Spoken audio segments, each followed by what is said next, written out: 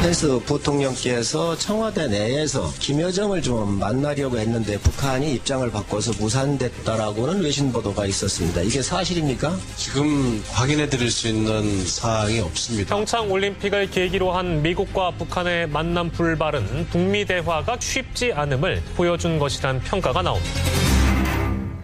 예, 올림픽 개회식 때 우리나라 방문했던 미국의 펜스 부통령 그리고 북한의 김여정 대표단. 다들 기억하실 겁니다. 서로 눈도 안 마주쳤고요. 정말 싸늘했던 거 이런 분위기 기억들 하실 텐데요. 심지어 펜스 부통령은 김여정하고 동선 겹치지 않게 해달라 이렇게 사전에 부탁했다는 얘기마저 나왔었죠.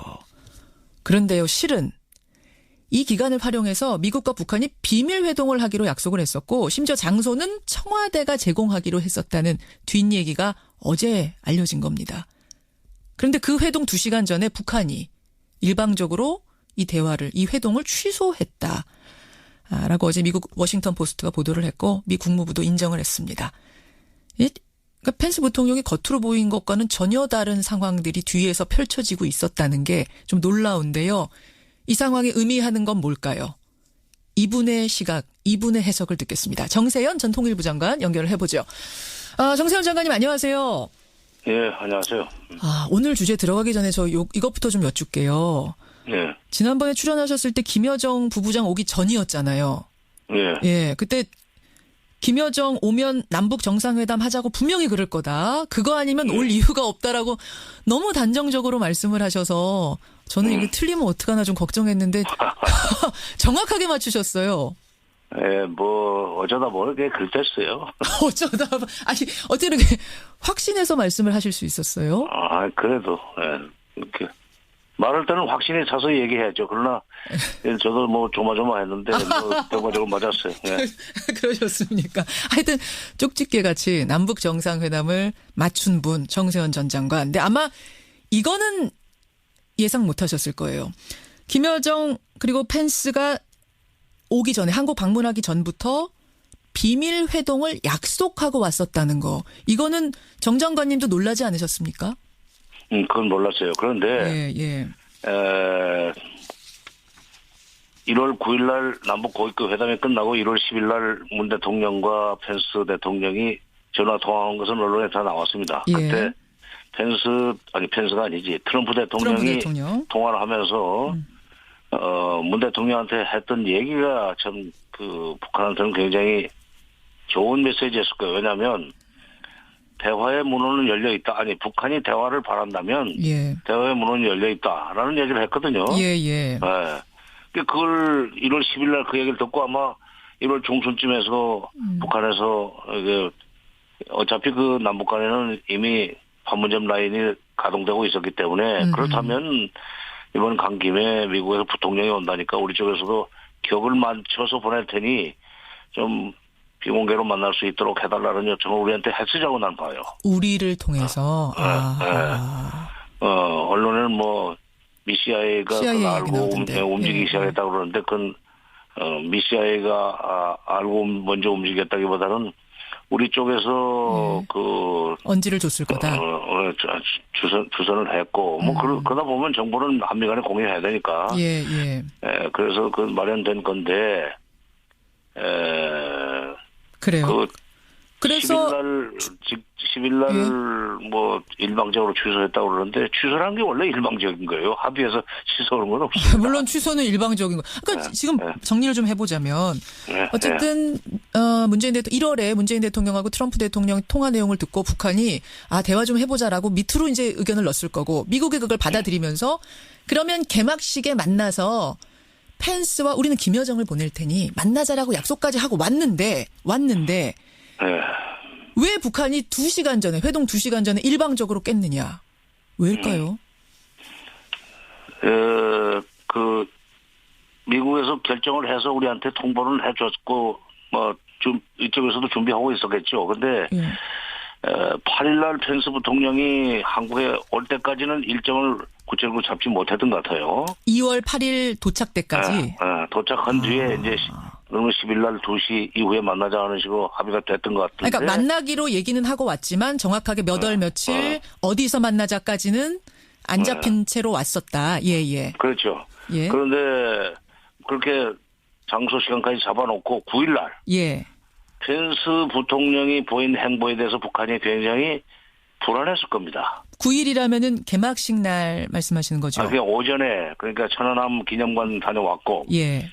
그다음에 또 그 오토 원비어의 아버지 프레드 원비어를 미국에서 여기까지 데려왔지 데리고 않았어요. 왔죠. 예. 데려와 가지고 개막식까지 데리고 왔을 뿐만 아니라 예. 그 전에 그 리셉션장에서 예, 예. 개막식 전에 대통령 주최 리셉션이 있었어요. 헤드 테이블에 있었죠. 펜스도 앉고 그다음에 김영남 저쪽에 상임위원장도 앉게 돼 있었는데 서로 마주보고 앉게 배치가 돼 있었다죠. 네. 예. 펜스 부통령이 늦게 돌아가지고 5분 만에 나갔어요. 그렇죠. 예. 그다음에 김영남 그 상임위원장하고 눈도 안 맞췄다고 하는 것은 이미 언론에 다 나왔습니다. 그렇죠.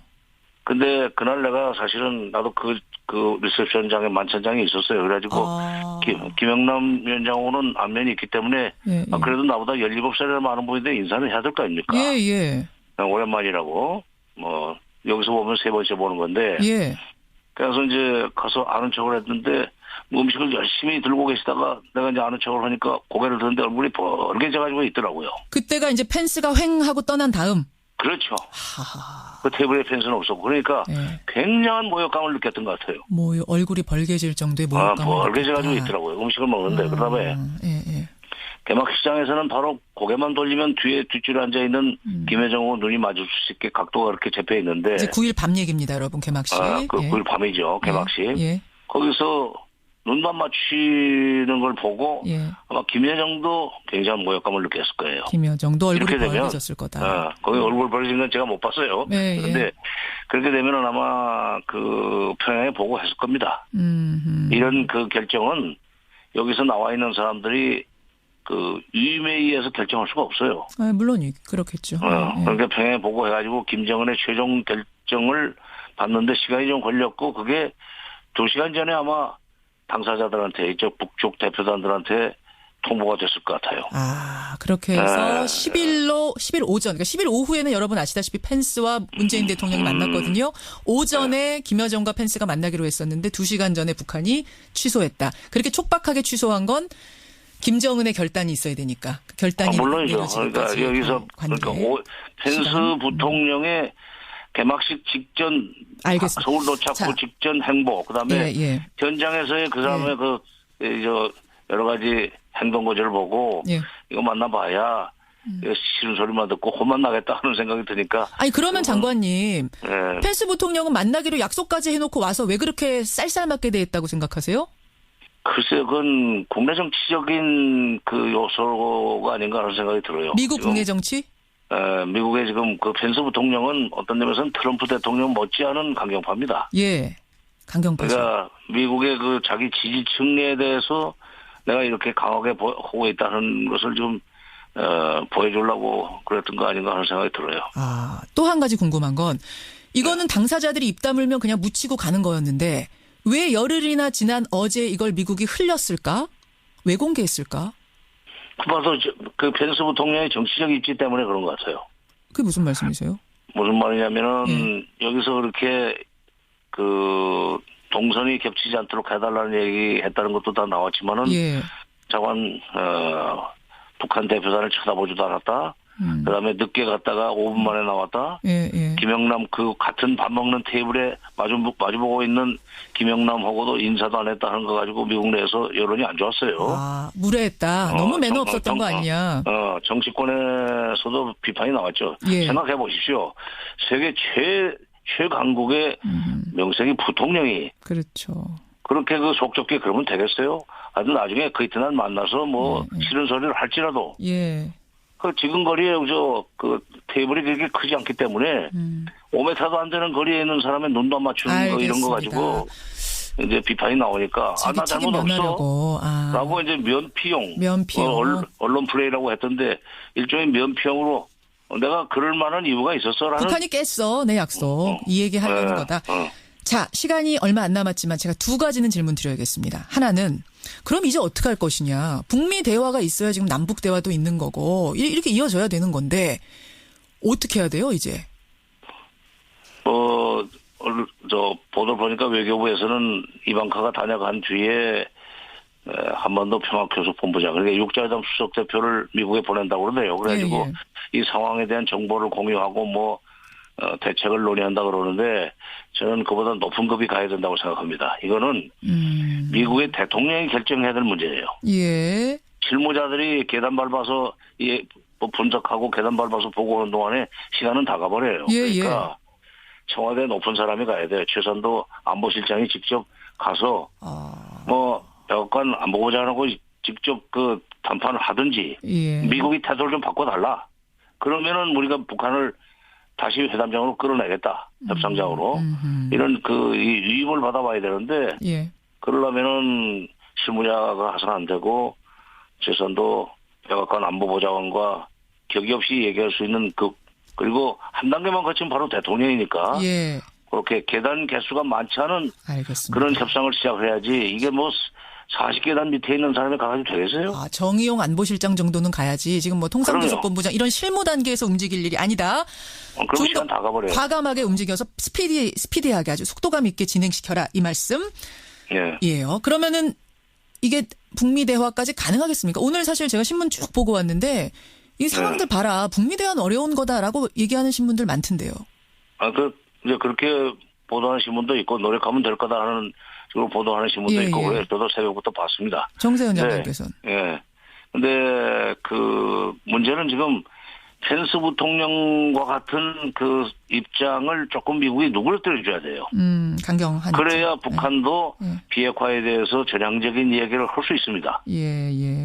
서로 지금 양쪽에서 장외에서 기싸움만 하고 있는데 그러지 말고 미국의 태도를 조금만 누그러뜨려주면 그걸 가지고 우리가 남북 대화 채널을 통해서 북한 태도 변화를 유도할 테니까 좀 이걸 좀 위임을 해달라는 걸 얘기하려면 높은 사람이 가야 된다는 얘기예요. 알겠습니다. 여기까지 말씀 듣죠. 정세현 장관님 고맙습니다.